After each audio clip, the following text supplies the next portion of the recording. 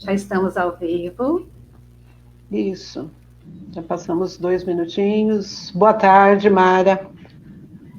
Estamos aqui novamente com mais um momento, né? Mais um encontro para as nossas tardes sistêmicas, terças sistêmicas, né? Um encontro onde nós vamos falar um pouquinho dessa visão nova que o planeta está trazendo para a gente, tão amorosamente, né? E eu sou fiz minha formação com a Mimansa Érica Fani, facilitadora em constelação familiar, trabalho com pedagogia sistêmica. Temos tido um trabalho grande aqui na cidade sobre a divulgação da visão sistêmica no campo jurídico. Isso foi uma surpresa grande para nós, temos feito um trabalho bem legal. E, de outra forma, eu continuo fazendo todo o movimento que eu posso para que a gente possa levar essa visão, porque acima de tudo, é um momento que nós estamos vivendo no planeta onde nós precisamos juntar forças do amor, e a visão sistêmica traz isto, é o elo que une, né, toda a humanidade. E eu sou a Mara Lúcia Antônia da Silva, eu sou educadora sistêmica, atualmente, né, eu trabalho como coordenadora pedagógica em uma das escolas aqui da cidade de Mogi Guaçu. Entrei em contato, né, com esse olhar sistêmico através de um curso de pedagogia sistêmica com a Marli Cordeiro. Agora estou fazendo um curso de constelações familiares com a minha querida professora Maria Aparecida Dionísio, né? E, assim, estou dando sequência a um trabalho que eu já comecei, né, no início deste ano, falando a respeito desse olhar sistêmico. Então, agora, sim, é um novo momento, mas, assim, dando continuidade daquilo que a gente já faz, né? E quero dizer que é um prazer muito grande compartilhar esse momento com você, Maria Aparecida. Eu é que agradeço, porque é realmente uma oportunidade, né? Para mim também, que nós estávamos conversando antes de entrar aqui, que eu não sou muito afoita a participar desse tipo de trabalho, mas a vida, nesse momento, nos chama para isso, nos chama para esse novo olhar para a vida, é uma forma nova de trabalho. Eu tenho um pouco de dificuldade, mas nós estamos aí. Vamos divulgar o trabalho através das mídias, de toda forma que nós pudermos, com a maior responsabilidade possível. Essa é a questão forte, né, a respeito de transmitir o correto, o certo sobre a visão sistêmica, né, buscando o que nós pudermos sobre esse conhecimento novo. E assim, é muito interessante que você falando sobre essa dificuldade, né, em falar em público, eu tenho que dizer que, como nós estávamos conversando, eu também compartilho essa dificuldade, né, com você. Há um tempo atrás, antes de conhecer as leis sistêmicas, de fazer todo esse trabalho que eu venho, né, desenvolvendo no decorrer desse tempo, eu era uma pessoa que em público eu travava, né? Então, grandes conhecimentos, possibilidades infinitas, né? Então, vamos olhar para isso com muito amor, com muito carinho, e vamos apresentar, né, as pessoas que precisam conhecer. Exatamente. Acolher a nossa sombra. Acolher a nossa sombra, essa parte é bastante importante. E o olhar sistêmico hoje traz isso bastante forte. Jung nos chamou a atenção sobre esse aspecto e nós temos que fazer isso. Porque o Wilber tem um trabalho maravilhoso sobre a sombra. Então vamos acolher a nossa sombra e enfrentar, né, o StreamYard e todas as outras possibilidades que nós tivermos, né? Então, e aí a gente começa, né? E vamos lá, nossa tarde sistêmica hoje, nós vamos falar um pouquinho da pedagogia sistêmica, né? Completando um pouquinho o que a gente falou na semana passada, né? Dando mais algumas nuances a respeito do trabalho. Sim, vamos começar a falar sobre as leis, mas vamos dar um enfoque maior hoje na lei da ordem, né? E depois, nas outras semanas, nós iremos abordando as outras leis também, né? Então, certo. O que você tem para nos dizer a respeito das leis sistêmicas hoje, Maria Aparecida? As leis sistêmicas são 3 ordens. Bert Hellinger percebeu que nos relacionamentos humanos haviam ordens, haviam cumplicidades que se repetiam, havia uma honra a um sistema maior, e a partir daqueles que vinham depois, a partir das gerações futuras, essa ordem às vezes era, como é que eu posso colocar? Percebia-se um campo onde havia uma repetição de padrão. E ele percebeu também que havia uma ordem, uma hierarquia que precisava ser olhada, que existia. E essa hierarquia, essa ordem, faz parte de uma das leis. São 3 leis sistêmicas percebidas hoje nos relacionamentos humanos. A primeira é o pertencimento, a segunda delas a ordem ou a hierarquia, e o equilíbrio entre o dar e o receber. A ordem implica em que, mesmo amando, é preciso ter ordem. Mesmo por amor, é preciso ter ordem. Há um exemplo muito interessante que eu gosto sempre de colocar, que é assim, o pai que coloca o filho no carro, no banco da frente por amor. O filho pede e ele, por amor, coloca. E aí acontece um acidente. E é claro, ele vai se culpar. Por amor, ele vai entender quando que, no momento de obediência a essa hierarquia, a esse amor, a ordem deve vir primeiro. Então, ele deve entender que ali não é o lugar dele é lá atrás, em segurança. E aí, sim, a coisa estará certa. Então, a ordem prescinde do amor, e é preciso que haja isso, para que os relacionamentos se deem de forma correta e completa. Então, o Bert Hellinger nos fala sobre isso, nessa ordem, porque quando nós transgredimos, por exemplo, numa família onde um filho é colocado fora do seu lugar,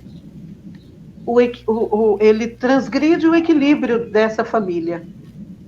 E aí isso precisa ser olhado para que todos os irmãos, se for mais de um, ou mesmo em caso de um único filho, onde tem havido um aborto, alguma situação de morte, alguma coisa assim, aquela criança precisa ir para o seu lugar, porque senão acontecem desequilíbrios naquele sistema.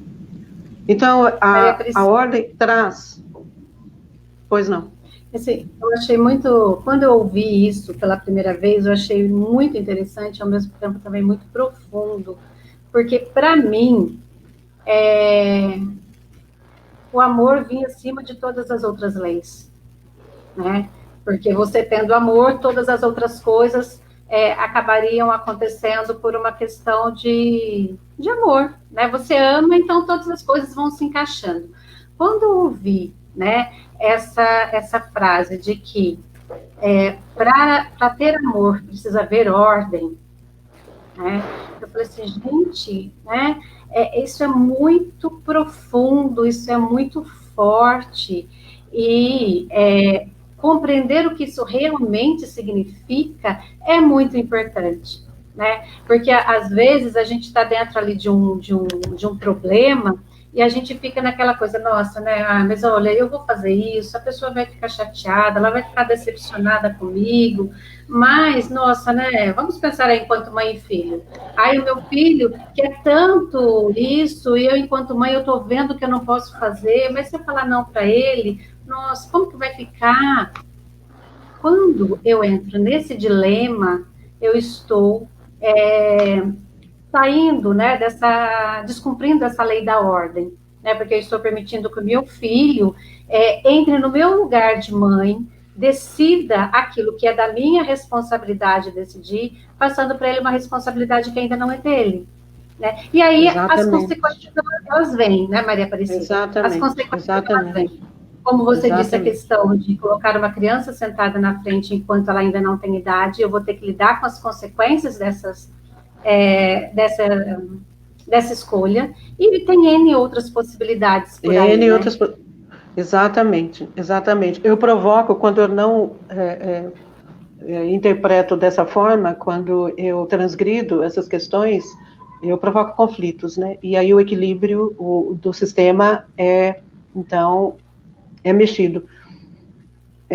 Nós percebemos nas famílias de hoje essa questão forte de os pais por culpa, por questões assim, por N questões de trabalharem fora e não estarem junto com o filho o tempo todo, nós percebemos essa questão, esse desequilíbrio de os pais irem para um outro lugar e o filho assumir, né, essa postura. E isto é profundamente negativo para o futuro dessa criança, isso é profundamente prejudicial. E nós vemos isso em sala de aula, né? O nosso tema é sala de aula e isso é muito forte em sala de aula. Eu tive alunos, eu tive crianças que eu via uma agressão assim com os pais, de colocar a mão, o dedo em riste para a mãe.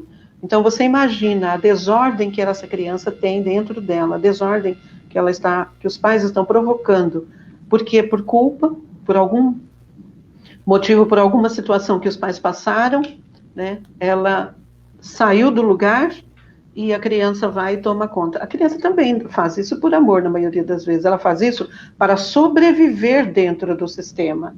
Não há na criança uma atitude, eu vou fazer porque... Não, é uma sobrevivência ao sistema. É preciso que seja feito para que ele sobreviva. E ele faz. Né? Ele toma esta atitude. E aí é preciso olhar para esse pai, para essa mãe, colocá-los no lugar de pai, de mãe, fortalecer esse aspecto, fortalecer essa questão, fortalecer esse vínculo. Às vezes tem amor e não tem vínculo, às vezes tem o vínculo e não tem o amor. Não o caso de pais e filhos, que é mais difícil nessa questão. Tem o vínculo e tem o amor, né? Mas às vezes tem um e não tem o outro. Então, é preciso colocar esses pais no lugar, fortalecê-los, e às vezes essa questão, ela já vem também por uma desordem dos próprios pais, da mãe com o seu sistema, do pai com o sistema dele. E isso, então, sem força, eles perdem, né? Nós perdemos a força quando nós nos desvinculamos, quando nós não tomamos essa vida, nós perdemos a força. Esses pais, né, podem estar neste movimento de não ter força, então o filho pode assumir. Questões normais, quando os pais se separam, o filho vai então para o lugar do pai, para ajudar. A mãe, às vezes, sem perceber, ela diz, puxa filho, agora somos nós dois só, você é o homem da casa. Pronto, ela já criou uma desordem. Você com certeza já deve ter ouvido isso. Muitas vezes. Inclusive quando eu trabalhava na creche, né? Que eles são crianças na creche, são crianças até 4 anos, né? Muito pequenininhos. E era muito comum quando havia separação, né? A mãe falava, agora ele é o homenzinho da casa. Agora ele está no lugar do papai dele. O papai dele foi embora, então agora ele é o homenzinho da casa. E aí você via as consequências, né? Tinha crianças que cresciam assim muito... como vou dizer assim, tímidas, você via assim que a criança estava sem energia, ela não tinha coragem de olhar para a vida. Ela carrega um peso que ela não suporta.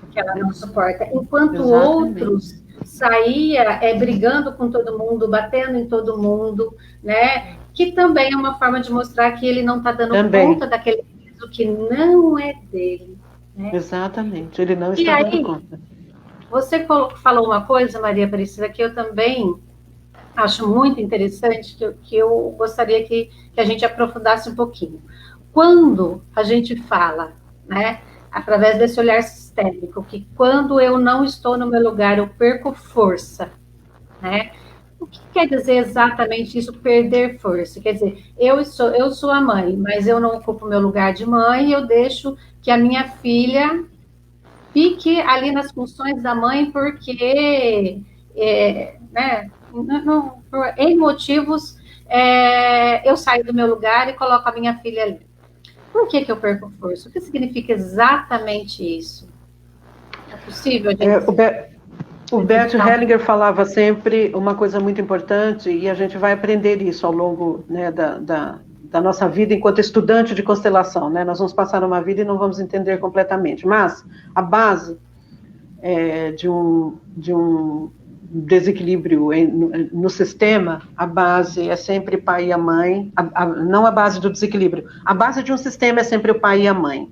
E o filho que não toma a vida, não toma esse amor desses pais, o filho que não recebe essa vida na plenitude. E olha, a dificuldade maior que nós temos é entender. Nós falamos isso no nosso trabalho da semana passada e tornamos a repetir hoje. Nós temos um pouco de dificuldade em entender esse tomar, porque esse tomar não é pegar com a mão, né? Eu pego a minha vida, eu tenho uma vida e eu pego essa vida com a mãe. Esse tomar é estar integrado à vida, à própria vida, à vida que está acontecendo nesse momento lá fora. É esse movimento que eu faço de ir para o mundo, ir para a vida, ir para os relacionamentos, ir para o profissional, me movimentar para. Tomar a vida é isto. Então, isso é muito forte. Pois não. Vamos pensar, então, trazer esse conceito para dentro da escola, né, que é o nosso foco principal, né? Através da escola, a gente amplia para os outros espaços. Mas, então, vamos pensar né, nessa questão de estar fora do meu lugar e perder a força. Vamos levar isso para dentro da escola, porque isso hoje é muito evidente o quanto, né, a escola perdeu a sua força diante ali da autoridade com os alunos, da autoridade com as famílias, né? Então, vamos trazer um pouquinho desse conceito. O que será que está acontecendo que a escola está perdendo a sua força? E quando eu falo escola, eu quero dizer o professor, eu quero dizer o coordenador, eu quero dizer o diretor, todas as pessoas que estão envolvidas dentro da escola e que atuam ali junto com as crianças e com as famílias. Vamos olhar Vamos olhar... Olá. Vamos olhar... Pronto? Pode falar que nós estamos te ouvindo. Sim, vamos olhar, estamos parados aqui. Vamos olhar a questão num aspecto mais amplo.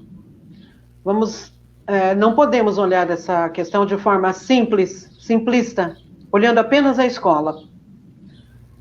Nós temos hoje uma instituição falida nessa questão. Nós vivemos um momento onde uma sociedade está doente. E uma sociedade doente, ela tem cidadãos que precisam se olhar, cidadãos que precisam ser vistos, cidadãos que precisam ser honrados, cidadãos que precisam estar em equilíbrio. Então, vamos olhar isso, assim, de um aspecto mais amplo, para nós podermos entender o que acontece na dinâmica de uma escola. Então, numa sociedade onde as pessoas não se olham, onde as pessoas buscam trabalhar o tempo inteiro, onde as pessoas se desvincularam dos seus próprios filhos, do seu próprio lar, onde tem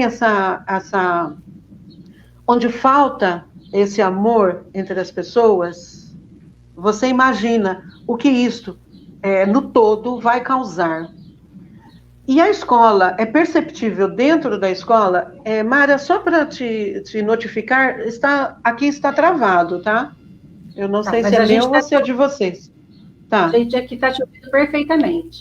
Para nós, ok. Então, para nós contextualizarmos agora, saindo do macro, entrando na microinstituição, então saímos de uma sociedade maior e entramos na escola, o que aconteceu com os pais? Na medida em que não havia mais, eles não tinham mais, já sem como eu posso colocar? Os pais colocaram na escola toda a esperança, os pais colocam na escola toda a esperança de que a educação vai dar certo, de que alguma coisa será feita pelo meu filho. A escola tem uma única função, que é transmitir um conhecimento intelectual. Ora, a escola não tem a função de olhar para um aspecto emocional, mas é preciso olhar o ser humano enquanto um ser integral. Isto é um ponto, isto é um aspecto, mas a escola não está pronta para isso. Então, a escola também recebe pessoas que têm esta mesma dificuldade, a dificuldade do vínculo consigo mesmo, a dificuldade do vínculo com o seu próprio sistema, pessoas que estão em processo de equilíbrio, de autoequilíbrio, pessoas que também estão sofrendo o mesmo momento que a sociedade está trazendo, porque somos seres sociais, vivemos na mesma sociedade. E aí o que acontece? Essa escola traz também um professor, um diretor, cujos processos pessoais estão também precisando ser olhados. E aí você imagina, os pais delegam para a escola uma função que não é da escola, esperando um retorno positivo. A escola espera que os pais devolvam para ela, deem para ela o retorno do filho que está pronto para aprender, que vai sentar num banco escolar e vai ouvir tudo que ele precisa ouvir para que ele possa alimentar o seu arcabouço intelectual. E isso não acontece. As crianças não estão prontas, as crianças estão despreparadas, as crianças trazem processos familiares dentro do seu sistema em desequilíbrio. O professor, igualmente, entra nesse processo com o aluno, porque não tem como, nós ficamos um tempo muito grande, o professor fica um tempo muito grande com o aluno, não tem como ele não entrar nesse processo junto com o aluno, além do próprio processo. Então, quem fica entre a instituição e a sociedade, né, que seriam os pais? O professor. Por isso o professor adoece. Quem é que adoece? É o professor. Dificilmente você ouve o diretor que adoeceu, o delegado, o supervisor, é o professor, porque o professor está entre a instituição e a sociedade. É o professor que faz esse vínculo acontecer. E o professor... Pode falar, Maria José. O professor não tem preparo, o professor não conhece uma melhor forma de lidar com a indisciplina do aluno, com aquela questão que nós acabamos de dizer. O pai vai embora, a mãe coloca o filho no lugar do pai, aí o filho sente um peso muito grande, vai para a sala de aula, senta na cadeira, senta no banco escolar e fica pensando, meu Deus, o que será que está acontecendo com a minha mamãe em casa? Eu preciso ir para minha casa. Aí a professora fala, ele percebe que ninguém dá atenção para aquele sofrimento dele, ele começa então a fazer coisas, ele se torna então uma criança indisciplinada, porque ele precisa dar atenção. Na verdade, não existem crianças doentes ou crianças indisciplinadas, existem crianças que têm um desequilíbrio no seu sistema. Alguma coisa está precisando ser olhado no seu sistema. Você ia falar. Maria Aparecida, quando, já que o nosso tema hoje é ordem, eu sou formada em pedagogia, né? A minha base é a pedagogia. E quando nós estamos fazendo o curso de pedagogia, por mais que não seja dito explicitamente, mas está ali, né, em todas as... permeia tudo aquilo que é dito dentro do curso de pedagogia, a ideia, a informação de que para eu ser um bom professor, eu tenho que ocupar todos os espaços que o meu aluno precisa dentro da escola. Então, se o meu aluno precisar de professor, eu vou ser o professor. Se o meu aluno precisar de pai, eu vou ser o pai, eu vou ser a mãe, eu vou ser a assistente social, eu vou ser a coordenadora, eu vou ser a diretora. Enfim, eu vou ser tudo aquilo que o aluno precisa dentro da escola, né? E isso que é o que está implícito ali naquilo que a gente aprende dentro do curso de pedagogia. Quando a gente olha para essa questão sistêmica e a gente vê que cada um tem o seu lugar e que eu, enquanto professora, se eu sair do meu lugar, eu vou perder força. Quando eu olho para esse meu aluno que está com tantas dificuldades, que só o meu conhecimento de professor, eu sei que só o meu papel de professor não vai ser suficiente. Eu entro em contato com a família não dá nenhum feedback, a escola não consegue fazer nada por esse aluno. O que eu, professor, posso fazer dentro da minha sala de aula para eu permanecer no meu lugar, ficar forte e ajudar o meu aluno dentro daquilo que me cabe? Porque o que acontece hoje? Qual que é o maior sofrimento do professor? É de olhar para o aluno, ele vê que aquele aluno precisa de ajuda, eles se desdobrarem, né, em 1000 funções e não ver nenhum efeito, ao contrário, né? Aí fica essa sensação assim, nossa, eu faço, não resolve nada, eu faço, não resolve nada. Então, olhando para essa questão da ordem, como que eu faço o que eu posso fazer enquanto professor para eu ficar mais forte, para eu ajudar o meu aluno dentro do meu lugar de professor? Primeira coisa é você estar no seu próprio lugar, né? Mas há algumas coisas que nós podemos fazer. Primeira coisa é você estar no seu próprio lugar de professora, né? Então, a gente sabe que os cursos acadêmicos têm, assim, uma fala. Eu tive sorte de fazer um curso numa faculdade onde o meu lugar era o lugar de professora, e o professor, ele é limitado, né? Então, eu tenho essa questão bem forte. E eu fiz filosofia antes da pedagogia, então a filosofia também nos dá essa questão do racional bastante forte, né? Nesse sentido. Mas uma das coisas que o professor faz e que não é bom nessa relação, nesse vínculo, né, aluno-professor, é o olhar para o aluno, olhar para a criança, como se ela não fosse capaz de carregar a sua própria história. Quando eu coloco esse aluno como uma vítima do seu próprio sistema, eu estou tirando a força desse aluno no sentido de que ele foi talhado para aquele sistema, aquele é o sistema dele, e ele vai honrar da forma que ele puder aquele sistema. Aí está a força dessa criança, né?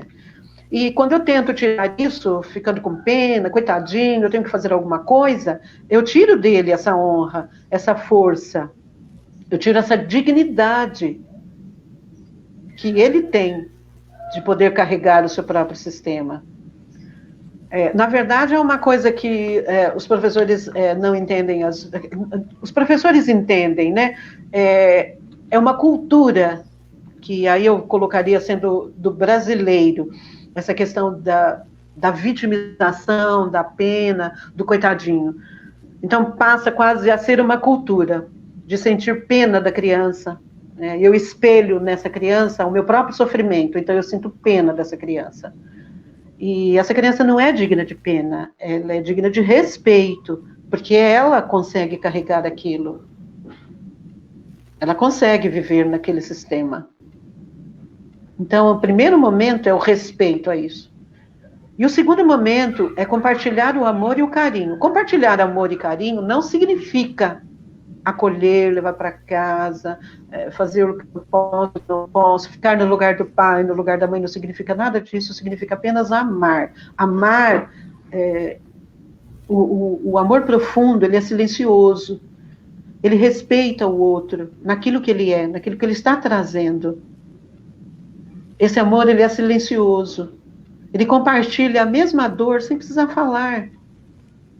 Então, quando o professor está pronto para receber um grupo, né, uma sala, onde ele entende que essa sala traz uma história, e que essa história tem que ser olhada por ele com respeito, porque cada um ali, estando no seu lugar, tem força. O professor, quando ele é capaz de fazer isso, ele tem sucesso na sala. A sala vai se sentir vista, né? A sala vai se sentir forte. Aqui o meu stream está de novo, repito, está parado. Para nós aqui, a gente está te ouvindo perfeitamente, Maria Aparecida. Eu ouço vocês, mas ele está parado. Ele está parado, é normal? Mas aqui a gente te vê movimentando, normal. Ah, é? Para mim está parado. Eu gostaria que vocês se movimentassem. E agora? Saiu aqui. Não, aqui continua. Vocês saíram da tela. A gente continua te vendo, Maria Aparecida. Tá, olha, okay. Boa tarde, Cleide. Boa tarde, pessoal. Eu quero colocar assim, uma experiência que eu tive, Maria Aparecida, pessoal mesmo, né? Eu estava passando por uma situação complicada, para mim era complicada, mas estava lidando bem com a situação, né? Apesar de sentir toda, né, a dificuldade, mas eu estava lidando bem. E aí eu fui comentar com uma amiga, né, daquele problema que eu estava passando, tudo, né? E aí essa amiga muito querida, ela virou para mim e falou assim: nossa, Mara, coitada de você, eu não sei como você está aguentando passar por isso, porque se fosse eu acho que eu já tinha desistido. foi instantâneo. Eu senti assim que as minhas forças foram sugadas. Eu fiquei uns 4, 5 dias, e olha que eu conheço das leis, eu sabia qual era o processo que estava acontecendo comigo, mas eu fiquei uns 4, 5 dias me sentindo incapaz de lidar com aquilo por conta do olhar de pena do outro. Então, como que isso é forte? E nós temos essa questão dentro da sala de aula, dentro da escola, assim, isso é normal dentro da escola. Toda vez que chega uma criança que tem um destino difícil, o nosso olhar para essa criança é o olhar de pena, né? É o olhar de querer tirar a criança daquela situação, de querer proteger aquela criança porque aquilo é muito difícil, né? Além de nós desrespeitarmos a força que a criança tem para lidar com aquilo, como você já disse, eu também saio do meu lugar de professor e entro no lugar da mãe e do pai daquela criança. Por quê? Eu estou me sentindo maior, eu estou me sentindo melhor, mais capacitado para cuidar daquela criança do que o pai e a mãe dela. Então, olha, assim, ali eu já causo, numa mesma fala, eu já causo 2 problemas para aquela criança. Porque além de tirar a força dele, eu vou obrigar essa criança a parar de olhar para a escola, começar a olhar para a família, para mostrar para mim que a família dela é a certa para ela, que o pai e a mãe são certos para ela, e que eu sou só a professora, eu não posso entrar neste lugar, né? Exatamente. O seu lugar é o lugar de professora. Você realmente transgride a lei, você ultrapassa, né? Você vai além daquilo que você deve ir como professora. Então, a gente repete, né? A criança tem pais, e eles vêm primeiro, né? E os professores vêm depois. Então, isso tem que ser visto, tem que ser olhado sempre, uma criança. E é cultural no Brasil essa questão. É uma questão, assim, nós temos o fundamento dessa questão de vitimização, de olhar o outro com essa comiseração toda, tem um fundamento religioso, mas não cabe a nós, não é o momento de se colocar sobre isso. Na verdade, quando nós fazemos isso, nós estamos, sim, tirando a força que essa criança tem. Né? Exatamente como você se sentiu quando alguém disse para você, nossa, eu tenho pena de você. Quer dizer, eu estou dizendo assim para você, você não é capaz de carregar isso, você é muito fraca. Né? E nesse momento eu estou me colocando maior que você. Exatamente. Sim. Eu estou entrando, colocando uma desordem aí, estou me colocando acima de você.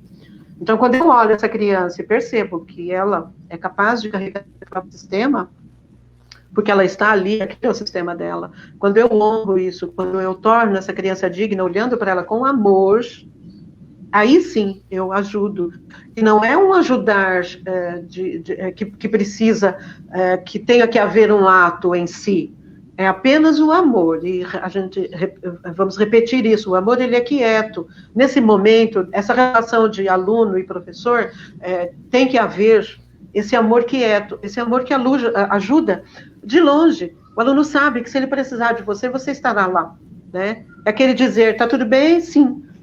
Ok, se precisar eu estarei aqui. Pronto. Só isso. E o aluno sabe disso internamente, quando nós temos esse amor profundo, esse amor verdadeiro. Aí sim nós estamos no nosso lugar. Aí nós estamos fazendo o que todas as pedagogias, né, preconizaram, todas as pedagogias nos convidaram a fazer, amar, né, porque ensinar é um ato de amor, né, e nós não ensinamos ninguém que esteja pronto para aprender, não tem como, mas nós podemos transmitir algum saber à medida que a criança esteja pronta para ouvir isto. E se ela estiver ocupada com questões do próprio sistema, ela não estará pronta. Ela não vai ouvir. Ela não vai conseguir. Então, aí a gente repete, não existem crianças indisciplinadas, crianças hiperativas, porque existe um sistema doente, um sistema com alguma questão que precisa ser olhada, que precisa ser resolvida. Isso sim. E aí a gente pensa, né, nessas frases sistêmicas que nos auxiliam tanto, né, nesses momentos não só dentro da escola, né, a gente fala dentro da escola, mas é em qualquer lugar que a gente esteja, né, A partir do momento que eu vejo uma situação e que eu percebo que eu estou correndo o risco de entrar nesse julgamento, de me sentir maior do que o outro, é trazer essa consciência, né? Olha, aqui neste lugar eu sou só professora. Ele tem o pai e a mãe certos para ele. E ele tem a força para dar conta da realidade do sistema dele. E aí, eu, enquanto professora, eu vou fazer o que me cabe. Né? Porque, às vezes, também, Maria Aparecida, a gente entra nessas questões, aí dá a impressão que a gente não vai poder fazer mais nada dentro da escola. Que eu vou ter que respeitar a família, vou ter que respeitar a história da família, e que, então, eu só vou olhar para o meu aluno para falar assim, não, você tem pai e a mãe certo para você, tá tudo bem, você tem a força, se vira aí, porque é assim mesmo. Não é bem assim, não é verdade? Eu preciso tomar cuidado com isso, exatamente, não é isso. Né? Eu vou fazer o papel que me cabe enquanto professora. O que me cabe enquanto professora? Não é? Eu estou vendo ali que o meu aluno está passando uma situação difícil. Vamos por aí uma situação de abandono, vamos dizer assim. Eu vejo que a criança, ela está chegando na escola, ela não está tomando banho direito, ela não está se alimentando direito, né? Como que eu, professora, vou lidar com isso? O que me cabe, enquanto professor, tomar ali as providências? Usando aí esse olhar sistêmico. Você fala de uma coisa que é a dor. É dolorido o professor que assiste a isto. Sim, quantos adolescentes eu vi, muito difícil, quantos adolescentes eu vi no começo, no primeiro ano do ensino médio, já no terceiro, no segundo ano, ao final, no começo do ano, um comportamento, ao final do primeiro ano, um outro comportamento, ao final do terceiro ano, ao final do segundo ano, um outro comportamento, e eu já percebia que ele já estava sendo tomado por uma força invisível que o estava levando para um lugar que não seria bom. Eu vi isso muitas vezes, e via isso com dor, via isso com muita dor. Mas eu nunca pude chegar para ele e dizer qualquer coisa que fosse, eu estou aqui, só isso. E foi nesse momento que eu comecei a buscar ferramentas de trabalho, ferramentas que não agredisse o sistema, porque nós temos um sistema também difícil, um sistema que não aceita o que é novo. Se o que você fizer em sala de aula estiver dentro dos parâmetros curriculares, ok, tudo bem, pode fazer. Se não estiver escrito, você não pode fazer. Então, muitas coisas que eu fiz e que eu tenho hoje registrado, que isso vai se tornar um material para o público, eu fiz em 4 paredes. Eu fechava a minha porta e eu conversava com os meus alunos ali. E isto era muito rico, isto foi muito rico, porque às vezes ele precisava só perceber que alguém estava olhando para ele, só isso, era só isso que ele precisava. Ele precisava saber que ele estava compartilhando aquela dor com alguém estava vendo aquilo, então ele se sentia melhor, porque é como uma panela de pressão que você tira a pressão, a criança, o adolescente, quando tem uma dor, eles ficam como uma panela de pressão. À medida que você vagarosamente vai compartilhando através do respeito, através do olhar, através dessa fala sistêmica que você está falando, você passar por alguém e dizer assim, eu estou vendo você. Pronto, eu sempre dizia isso para os meus alunos logo no começo. Eu olhava para cada um e dizia, eu vejo você. E olhava para cada um deles. E isso mudava a nossa relação. Está claro que não podendo me aprofundar, muitas dores aconteceram e eu não podia interferir. Mas eu tinha que respeitar aquilo. E isso provoca em nós uma dor grande. Porém, eu sempre me senti no meu lugar. E fui procurada em momentos que eu acabei sendo necessária e pude ser útil. E essa é a parte importante. Porque no meu lugar eu tenho força e o aluno procura você. Fora do seu lugar você não tem força e você então não pode ajudar. Mas quando você ama, quando eu digo ama, eu digo amar o ofício, amar o aluno de forma incondicional. Então eu nunca amei um aluno, eu amei o aluno, qualquer que seja o aluno, indisciplinado, qualquer que seja. Né? Os professores têm essa questão de amar o aluno que aprende bem, que tira nota 10, que senta e fica quieto. Eu sempre tive um olhar para esse todo. Essa questão é importante também, de você olhar para esse todo. Todos são alunos. Todos igualmente estão ali numa sala buscando alguma coisa, né? O que quer que seja. Então é preciso olhar isso como um todo. Mas à medida que você tem uma tendência, você já deixou de ser parte desse todo. Você já deixou de olhar essa criança, ou todas essas crianças, todas as suas crianças como um todo. E aí você particulariza o seu comportamento. E quando você faz isso, você acaba deixando de olhar para outra criança. Talvez até uma criança que necessitasse mais de você. Então, quando você tem isso internamente, fica diferente a sua relação. Então, eu estou certa que você, por todas as questões que você às vezes coloca, você tem se desenvolvido nesse sentido, de olhar o todo. É importante quando nós conseguimos fazer isso, porque você não vê mais um aluno, você vê os alunos. E os alunos, todos eles, precisam desse amor, né? Todos eles precisam que alguém esteja ali e possa olhar e compartilhar momentos bons. Né? Às vezes ele vai só para que você olhe para ele e diga: eu estou vendo você, bom dia, Priscila. Eu estou vendo você, tá linda. Só precisa disso. Né? Mas fazer isso com verdade. Às vezes aquilo para ela é assim, é só o que ela precisava. É interessante isso, né, Maria Priscila, de que não adianta a gente falar como papagaio, falar sem sentir, né? A gente precisa sentir.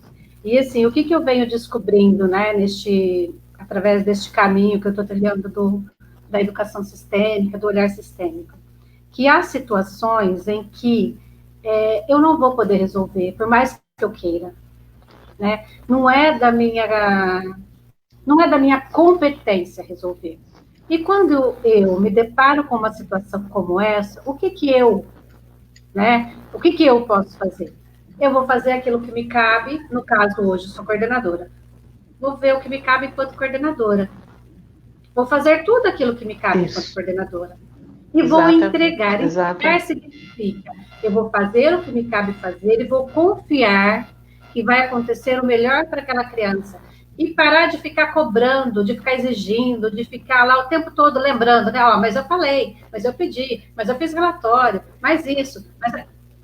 Né? Não, faz o que te cabe fazer. Exatamente. Entrega, vai dando o suporte que aquela criança precisa lá dentro da escola. Né? Exatamente. Porque senão a gente vai, vamos dizer assim, fugiu a palavra, mas a gente minimiza as possibilidades de solução quando a gente quer controlar. Né? Exatamente. O universo é muito mais inteligente do que nós, ele tem infinitas possibilidades. E quando a gente exige uma possibilidade, um resultado só, uma solução só, a gente limita esse campo de possibilidades de solução. Né? Exatamente. Quando você fala isso, é importante lembrarmos o seguinte: quando eu tenho em mim, quando eu tomei meus pais, quando eu estou em harmonia comigo, eu vou poder entender melhor o outro. Quando eu me sinto pequena diante desse sistema, eu estou no meu lugar. Eu vou fazer o necessário, vou fazer o que eu posso. E o que eu posso, às vezes, é o melhor. E esse melhor, às vezes, é muito. Eu apenas que não tenho noção. Porque quero ser capaz de atos grandiosos. E, às vezes, a gente não precisa de atos grandiosos. Nós precisamos apenas ver aquela recompensa. E aquilo vai trazer para nós uma recompensa enorme, uma recompensa imensa. Então, por isso, do nosso lugar, nós temos força. Por isso, estando no nosso lugar, nós temos força. Então, você, enquanto coordenadora, olhar o seu professor, enquanto pessoas que estão ali tentando fazer o melhor. Se por algum motivo ainda não estão conseguindo, é preciso olhar um pouquinho mais além, né? Olhar um pouquinho mais atrás. E você já sabe fazer isso, porque você já tem a visão sistêmica. Então, você já pode aplicar isso com seus professores. E isso vai ajudá-los, aquilo que eles necessitam. E aí eles se tornarão pessoas melhores para os seus alunos, porque estarão presentes. Porque, de novo, você disse aí, não basta falar da boca fora, não basta repetir, o dia todo você repete bom dia, bom dia, bom dia. Se cada bom dia que você dá, você não sente e você não emana coisa boa, não precisa falar, você só está repetindo como um papagaio. Então, não precisa falar. O universo não precisa disso. Mas se a cada bom dia você realmente desejar que o seu professor tenha um dia mesmo produtivo e bom para ele, ele vai receber isto. E ele vai se sentir visto. E aí, você estar presente. Isto é você estar presente para o seu professor. Você estar inteira ali. Você estar com ele. Maria Aparecida, nós já estamos nos 45 minutos. Já vamos começar a fazer as nossas considerações. O seu áudio está cortando bastante. Você está me ouvindo bem? Perfeitamente. Ótimo, porque eu estou ouvindo você picado.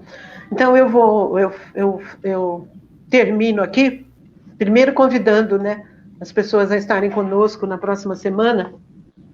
E essa é uma conversa que não termina, né? Uma conversa que tem muito que se falar. Porque o professor hoje sofre muito, ele sofre da instituição do Estado, né, a quem nós temos que nos reportar, ele sofre da instituição familiar, a quem ele deve respeito e precisa devolver um resultado, ele sofre com ele mesmo, porque ele tem as angústias, ele tem os anseios, ele tem os desejos, e ele gostaria de se realizar na profissão, na maioria das vezes, né? Então, o professor hoje é muito cobrado.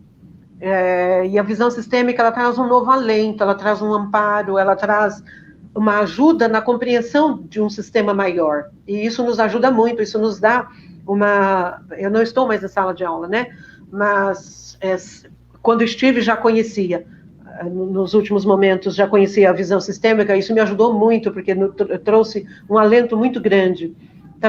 Não é conformação, traz uma compreensão maior. Nós começamos a entender que tudo está certo, do jeito que está, onde está. Eu não posso, isso não significa cruzar os braços. Isso significa olhar com profundidade para aquilo que está ali e que me veio, para aquilo que está presente na minha vida naquele momento. Então, se eu tenho 30 adolescentes, por algum motivo eles estão naquela sala. Eles necessitam de mim para alguma coisa. Por mais que eu não precise e não possa interferir no sistema deles, eu posso olhar para ele e respeitá-lo. E ele, sentindo esse respeito, ele vai se tornar uma pessoa melhor. Ele vai se sentir, ao menos, pertencente, que é uma das leis. E é importante o outro se sentir pertencendo.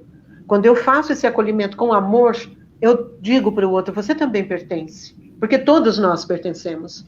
Então, isso deve começar a partir de nós mesmos, dentro da instituição escolar. Então, a partir do coordenador, do diretor, do professor, para que o aluno possa se sentir também pertencendo.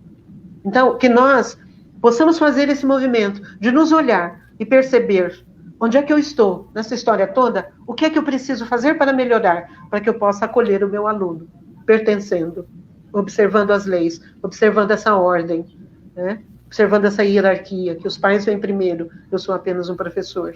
Eu sou o intermediário entre a instituição familiar e a instituição escolar. É isso. E quando, assim, acho muito lindo, né, essas leis sistêmicas, porque ela deixa muito claro que quando eu compreendo qual é o meu lugar, quando eu compreendo o que me cabe, o fardo fica mais leve. Não quer dizer que não exista o fardo, mas quer dizer que eu vou ter os recursos necessários para levar aquele fardo sem eu adoecer. Eu vou ter força para lidar com aquelas coisas. Eu vou ter compreensão para lidar com todas aquelas coisas. Eu vou saber qual é o meu papel em cada lugar que eu ocupo e o que eu posso fazer. E quando eu estiver num lugar que eu não posso fazer nada, eu vou conseguir compreender, aceitar e entregar para aqueles que têm competência de resolver. Sem adoecer. Exatamente, né? Sem adoecer. No meu lugar, eu sou forte. Então, que estejamos. No meu lugar, eu sou forte. Então, olha, Maria Aparecida, foi maravilhoso estar com você aqui hoje. Eu fico feliz. De novo, gostei muito também. Todos vocês a voltar para a semana que vem, que nós vamos dar sequência, né, seguimento nessa conversa, e eu tenho certeza que vai ser maravilhoso. Se vocês quiserem fazer perguntas, mandar perguntas para a gente durante a semana, por favor, interessante. Fiquem à vontade. muito interessante, Isso. tá? Muito interessante Então, mesmo, só enriquece. Só enriquece. Foi muito bom estar aqui com vocês. Até a semana que vem. Muito obrigada, Maria Aparecida. Até mais. Eu que fico grata. Até.